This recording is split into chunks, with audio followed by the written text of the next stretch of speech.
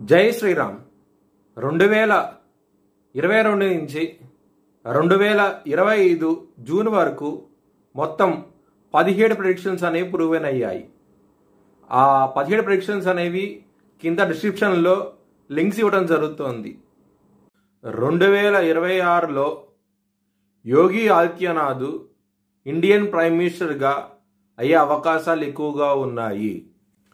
మిథున్ రాశికి అధిపతి బుధుడు. మిథున్ రాశిలో ఆరుద్ర 4 పాదాలు, మృగశిర 3, 4 పాదాలు, పునర్వసు 1, 2, 3 పాదాలు ఉంటాయి. ఈ నక్షత్రం వాళ్ళందరికీ నేను చెప్పే వార ఫలితాలు వర్తిస్తాయి. ఈ వారంలో లగ్నాధిపతి అయిన బుధుడు 2వ స్థానంలో ఉన్నారు, సూర్యుడితో కలిసి ఉన్నారు. బుధాదిత్య యోగం నడుస్తోంది. మీకు ధనపరంగా ఎటువంటి లోటు అంటూ ఉండదు. ఈ వారంలో చాలా ఆనందంగా ఉంటారు.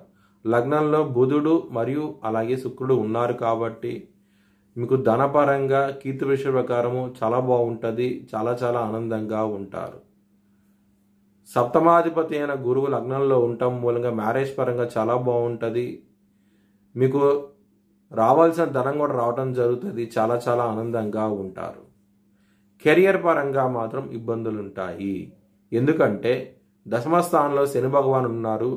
కుజుడి దృష్టి శని పడుతోంది కాబట్టి యుద్ధం చేయాల్సిన వాతావరణం అంటూ ఉంటుంది. కెరియర్ పరంగా జాబ్ ట్రయల్స్ లాంటివి కూడా స్టార్ట్ చేయండి. జాబ్ చేంజ్ అవ్వండి. సమయం అనేది చాలా అనుకూలంగా ఉంటుంది. ప్రమోషన్స్ విషయంలో మాత్రం మీకు వ్యతిరేకత వస్తుంది. మీకు రావాల్సిన ప్రమోషన్స్ వేరే వాళ్ళకి వెళ్ళిపోవడం జరుగుతుంది.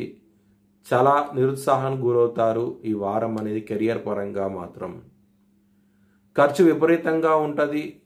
కొంచెం జాగ్రత్త అంటూ ఎక్కువ తీసుకోండి. లలితా సహస్రం పారాయణం చేయండి. మంచి ఫలితాలంటూ ఉంటాయి. శత్రువులు అనేవాళ్ళు ఉండరు. మీకు శత్రువుల నుంచి విజయం సాధిస్తారు.